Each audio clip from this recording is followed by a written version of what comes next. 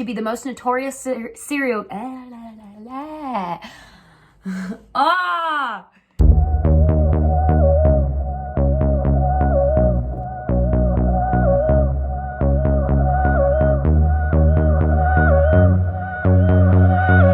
Name is Hades, Lord of the Dead. Hi, how you doing?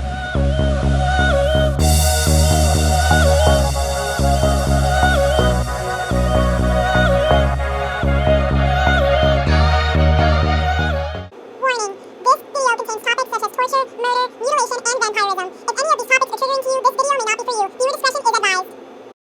Hey guys, and welcome to my YouTube channel.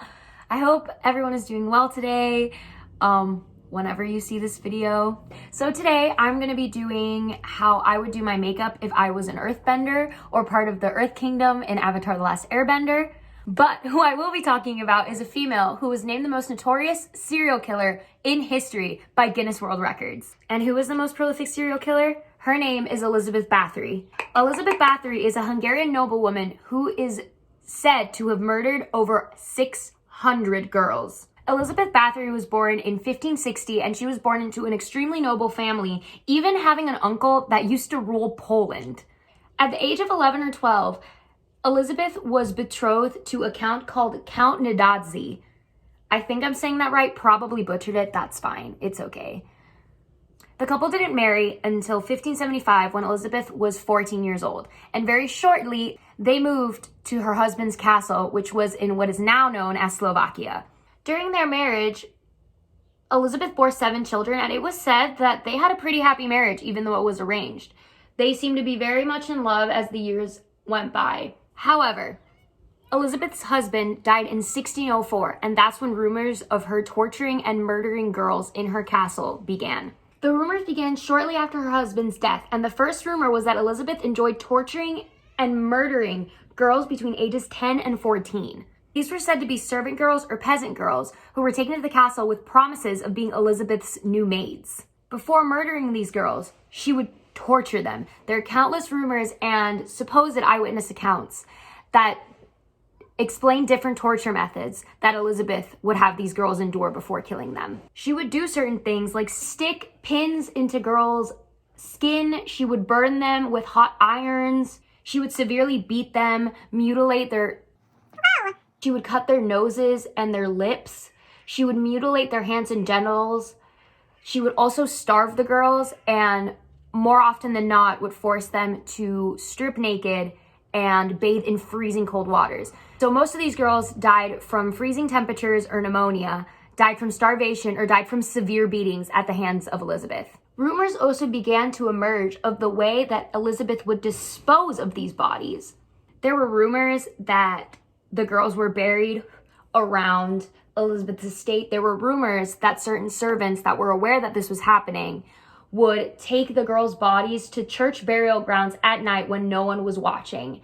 There were also rumors of her dousing the bodies in honey and leaving them outside for the insects and animals to devour them. That last one particularly freaked me out because if you didn't know, there is an ancient torture method where people who would commit crimes would be covered in honey, tied to a little boat, left to float on a river so that bugs would consume their flesh while they were still alive. These murders continued circulating until about 1619 when it started being rumored that Elizabeth was killing the children and girls of noble families around her estate.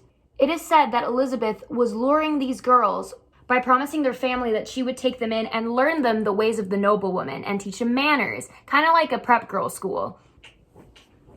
Gunther!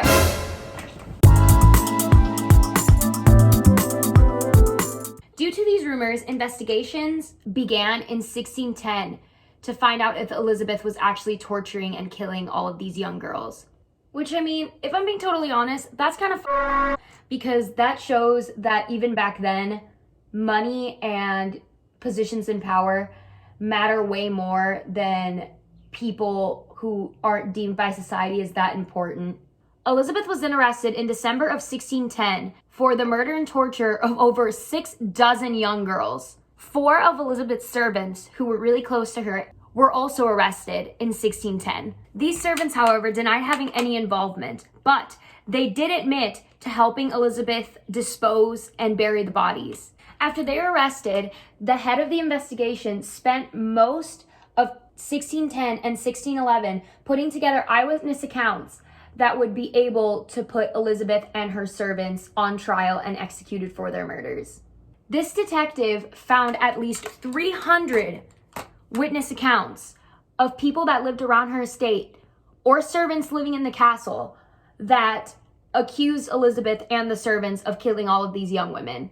However, due to her status, Elizabeth didn't have to stand trial for the crimes that she committed against these girls. Her servants, however, were put on trial and 3 of them were executed and 1 of them lived for the rest of his life in prison. However, the King of Hungary, or Hungary, however you want to say it, decided that he didn't want to punish Elizabeth, so he punished her to stay isolated in her castle in a room that all windows and doors were boarded up. 3 years after her incarceration at her castle, or her house arrest, Elizabeth died at the age of 54. After her death, she was buried on church grounds in Slovakia, and so many families of the victims and many others protested to the point where they had to exhume her body and take it back to her homeland and bury it there.